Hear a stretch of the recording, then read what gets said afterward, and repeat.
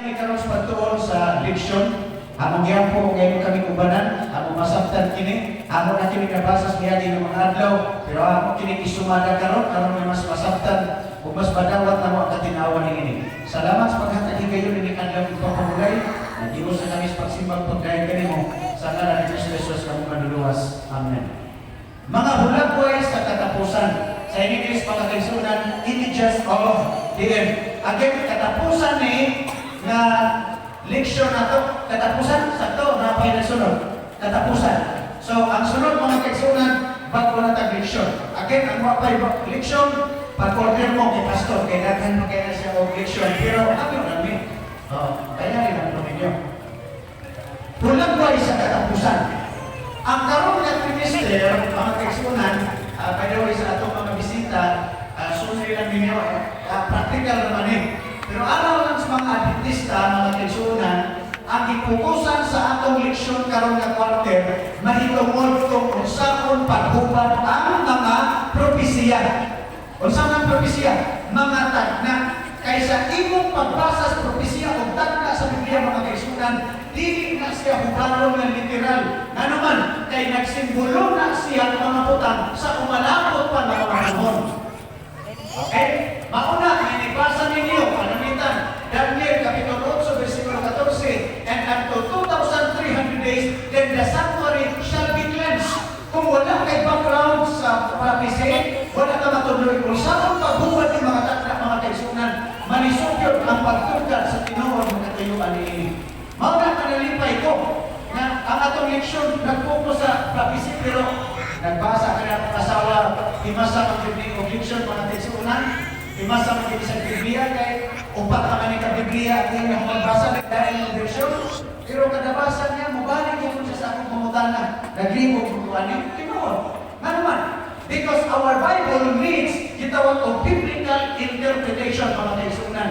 Kaya isulat ko na ang natungkol sa pinulungan na Hebrew. Kunya ang pagtungkol isulat sa pinulungan na Griko. Kunya ang Daniel chapter 2 isulat sa pinulungan ng Aramaic. Di sa may makabasa Hebrew sa ato. Wala. Di sa may makabasa Griko sa ato. Wala. Bisan ako galing mga kaisunan na may subject ka na pero mabasaan ko hindi na ako kabasa. Na naman, nalimutan mo. Nalimutan ko. So, that's how difficult understanding and interpreting the Bible is. Mauna, kagikan sa Hebrew, gihubad na ito padulong sa English. Gikan sa English, gihubad pagin na ito ngantos pagkabinisaya. Pero bantayan na ito mga kaisunan. Pastor, malikayan ba na dunay sayo diha sa paghubad? Dili malikayan. Naaging mga sayo mga kaisunan sa paghubad, pananglitan. Namay na matanas ako mga pastor. Nga naman ito ang katubang kilan sa kauban ni Kristo. Pag-ingon sa Ginoo, karon dayon ko yung katanako kantos paraiso. Kung sa may pasok ni Kristo nga, atong ginayon na dayon, mulupat itong kalagan niya o katong tawanan panulos paraiso. Wala. Kaya Kristo mga kaisunan, wala na kantos paraiso. Asa man si Kristo, ginubong pa sa puta. So, daghan mga tao nagtuon mga kaisunan, ng ilang una-una, basta mamatay ang tao, mula husnag Diyos paraiso, sumalas isot ni Kristo, karon dayon, may muntos mo, kuyo ka kanatos paraiso. And if that's the way how we understand the Bible, mga kaisunan, doon natin diferensya. Kaya wakang siya ni Diyos paraiso kung dikilang, namatay siya, pinupupot sa mga Kristo. Kung sa'y problema mga kaisunan, pamina mo, ang problema, ang pagbutang na sa kama. Okay, problema. Sige, ato ingon ha, pag-ingon ni Jesus in English. Today, you will be with me in paradise. Ano no? I will tell you today, you will be with me in paradise. In ano mga kaisunan ang pagsabot nila? I will tell you, today you will be with me in paradise. So kung ganang interpretation, kaya ngayon, lupat siya pa sa paraiso. Atong ibalik ang kama. Ibalik na ito ang kama. I will tell you today, you will be with me in paradise. Nausap ko ba wala? Nausap. Ako binisay doon. Ako magalingon kanimo. Karon kuyo ka kanako sa paraiso. Kung kana ang interpretation mga kaisunan, lahos siya padulong sa sa pagbutang sa kama. Atong Osmond, ibalik na itong pagbutang sa kama. Ako magaingon kanimo karon. Kama, kuyog ka kanako sa paraiso. Mao sa atong pagbutang. So ang sayo mga kaigsunan, ang pagbutang radyo sa kama. Kay the placement of the kama mga kaigsunan, I would like to tell you, it can change the meaning of the whole sentence. So that's why, ang ako ng mga kadakuan sa General Conference nagbuhat o election, nga doon nagkikapon may tungan sa prophecy. Ang karoon, at tumatate, ang diskutan sa itong election mga kaigsunan, duha ka chapter. Amino mo, kaya ko na rin isumada. Usa na rin ka-slide na election. First, Nineveh. Sa in English, ilan ang i-pronounce as Nineveh. Pero sa among mga kaigsunan, that's Nineveh. Dito sa Cebu. Pero sa ato ay Nineveh. Nineveh. Bahala na sila. Importante masabtan natin kung sa'yo kahulugan anin. Sa Pitas, Babylonia. Okay. Mga kaigsunan tanaw nini. Kining duha ka mga lugar nagsimbolo ni sa duha ka grupos mga tao sa katapusan ng mga adlaw. Okay? Klaro mga kaigsunan? Para maklaro, ako Osborn. Kining duha ka mga lugar na gihulagway sa Biblia nagsimbolo ni sa mga grupos mga tao na makita sa Ginoo maabtan sa pagbalik. Doon ay mga tao maabtan matinananon. Doon ay mga tao maabtan na nagpadayon sa pagkadautan. Doon ay mga tao maabtan sa Diyos na nagpasol, na ginungsod. Doon ay mga tao po na nagpadayon dihan sa ilang pagka-masinipaton. Sige. 10 minutes. Summarize natin 10 minutes. Kinsa man ang ipadala sa Diyos, padulong dito sa Nineveh aron magwali. Isayahan. Si Jonas. Pero actually, Bisaya man na Jonas. Ang in English mga kaigsunan, Jonah. Kanang story of Jonah, mao na pinaka-paborito nga Bible story sa akong anak. At in-memorize ko na, namo, kung sa ganun kasilugdan ng anak. And Jonah did not want to be God, and he ran away from the boat, and a very strong storm began. And Jonah told the sailors, throw me into the sea, and the storm will pass. And then Jonah was swallowed by a big fish, and he was thinking, bloop, bloop, bloop. Ito na ako nga story. And then Jonah was worried that he ran away from God, and the fish threw him out on the beach. Dear God, I want to be your helper. Muna yung story na ako. Balik ko muna mga kaigsunan. But you know what? The essence of that story ay actually dili sa Ninevites, not to kang Jonah. Kaya kung gusto lumason sa Diyos, ang mga katawhan sa Nineveh, gusto po na lumason sa Diyos, si Jonas mga kaigsunan, kaya iyang kasing-kasing, kung gahit man ang kasing-kasing sa Ninevites, gahit po ang kasing-kasing ni Jonas. Liman ka, gisuko ka pa doon sa Nineveh, unya dito ka pa doon sa Tarsis. Ningsugot mga kaigsunan, pero di ay. Ningsugot, pero pagkamot sa unahan, ningsupak na di ay di hapon. Mula na sa gisuko pa doon subay, pero ningkanto pa doon sa tagpinaran.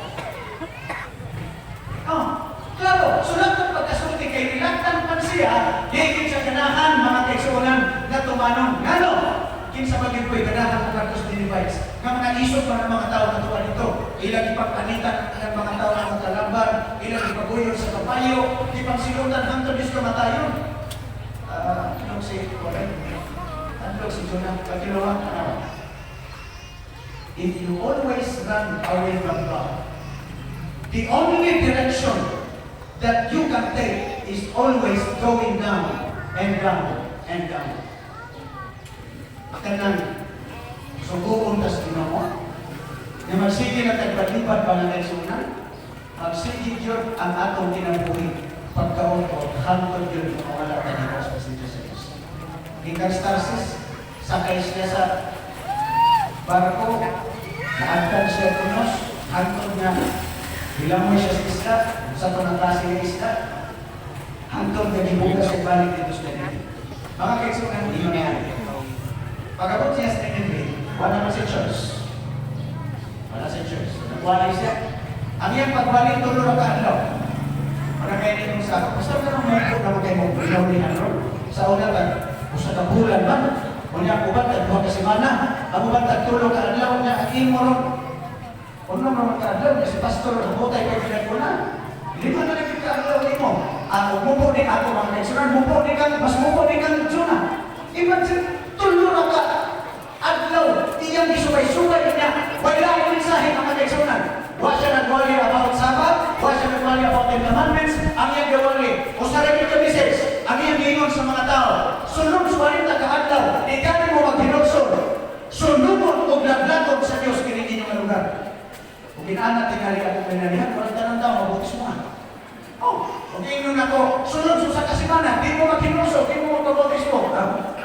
Ginoon ay bahala sa inyo. But that's clear mga kaisunan. Walay lain siyang resulti. Ang message mga kaisunan ni Jonah, maghinuso na yun, mangayong pa sa ilo, o luwason ka sa Ginoo. Karon, kay supakiro man siyang pagkatao. Supakiro siya. Pero kung basahon ninyo mga kaisunan, ang Jonah Kapitulo 3, basahon ninyo, pila ka mong nagpabautismo? Humanyag bali. Ha? Pila ka mong nagpabautismo? Human sa wali mga kaisunan na usan ni Lord's bali. Usan na kateksto. For 40 days, if you will not repent, God will destroy the city. Pila na bautismohan? Pila na ginunsod? Pila na cross? Kinuha mga kaisunan? Dapat? Ha? Daghan? Ay, dili lang kagaghan. Ang tanan tao mga kaisunan, nakapit tungod sa pagwali ni Jonah. Ikan sa pinakahabi, hanggang sa pinakaubos, basta tingali ko mga hayop, mga mananap, appeal sa ng pagkawas at pagpangayo pa sa iyo. And that's the result of the preaching of Jonah. You see? So, isa din ang supapiro ka usahay mga kaisunan, dili rin mo giba kung ginawa sa ito, ganito na kita. Hangtod sa makaya sa Ginoo. Ako bitaw, kailan mong pastor Lauron? Limoy Lauron, kailan? Kidala ko niyang sipa. Gingnan ko niya doon, ato kang sipa, scholar ka nito. Ang imong kuhaon na kurso, education. Kasi, di magi ko ka na pastor. Kaya di magi ko ka mapuwali. Kidala ko sipa, scholar. Pagpirma na ko dito, di man na scholar. Working student mo limang. Oh, kaya pagkakaroon ako, gusto naman akong subject. Ang subject na ako, mga kaisunan, Christian belief, 3 units. Ikwenta na ako 3 units sa semester. Trabaho ko kanos na pamamahuman ani. Oh, so, ang hino, pag uli ni Pastor Lauron, anang pagkagabi. Uli na siya, kibilin ko niya. Uli siya gabi. Ang pagkakatlaon, sa kay pupubaso ng Kristiya. So, pero uli ko mga kaisunan, ako maginta ng diliman Adventista. Pero karon, nanalaga na sila. Kalois ko. Ako ay Adventista ng diliman. Pagbalik ko sa balay, usa ka pulan mga kaisunan, gibalayas ko balay. Oh, dahil ka ulo. Ano hindi na lang dito magsunod sa mga relihiyon? Nasukat pa kanina, tumaw naman yung makikitin lugar. Wala na naman sunod sa Batista nga, pila ka edad mo, 16 anyos, kami nagtigulang na lang yan yung relihiyon pagpangalagan. Unya ikaw na naman, bata pa kasama, masunod sa Batista, ha? Wala, sige. Layas. Oh, layas. Nakulang ka, honor student pa kasi mo pagka-high school. Unya karon bisa ka para doon mo, magigamit ka kapalit. Huwag yung kakaamon din sa atong mga panginahanglan din sa balay. Ibang isuong na kapalit ko kasi, kapalit ko karaoke, kapalit ko sa lahat. Ikaw, huwag yun. Kami may tiglabas ng mga pulo na dakpan. Mag-inis ka kada adlaw. Yun naman ito kagay sa mga, layas mo ko. Kaya, ilang kong hingan ng layas. Alala, ito layas, nagkaroon ko. Pero nihan ko mama. Kanang nakaw na ko ba, pwede magdala ko kaldero? Na naman, tagay po kong bugas. Kaya ano, bugasan ko mga abdan ni kagabi, makalungag ako. Makataon ko niya akong service na bisikleta naman. Kaya liman na ko na tayo mga kaisunan. At likod sa mong bisikleta, gihikot na mong palangkana, kaldero, balde, plato na mong kutsara. Hikot na ko gusto nyo. Basta lagi, makaakit ko o ganang bakit? Karang-karang ng mga kaldero sa kayo. Ibu, mga tampasa ka manulong.